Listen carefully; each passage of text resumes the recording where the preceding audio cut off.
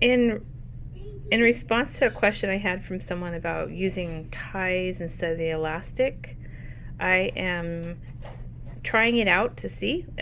I am pretty sure that it'll work just fine, and so I'm going to do a version to see if it will. And I am using, I only have some ribbon right now, and it's satiny ribbon, which I wouldn't probably recommend because I'd be afraid it would slip out of its tying or its knot or on the head because it is, satin. But I know that bias tape works. Twill tape would be great. Wide shoelaces would be great. I think some of those are getting a little bit short supply from what I've seen online, trying to order some. But if you have some, I would certainly use it if that's what you got. Same thing with the elastic. If you have elastic, just use the elastic for now. I have plenty of elastic, so I'm going to be fine with that for a while, but maybe someone will want ones that are a tie only. So I'm testing this out to see if it'll work.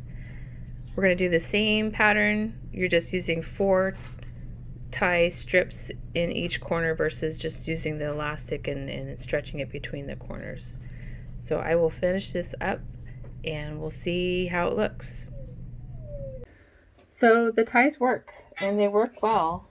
The ties I did are 18 inches in length, which I think is a pretty good length, and you can adjust it if you need to, but I stuck with the 18 inches just on a guess, and it's good for both top and bottom ties, and it's keeping things in place pretty securely, and it's pretty comfortable. I have to say more comfortable than the ones that go around the ears. I've always worried about those, but I've suggested to folks that they can run a tie between the ear loops to tie around the back of the head, and it would be less pull on the ears. So yeah, put the ties on. They work well with the same pattern.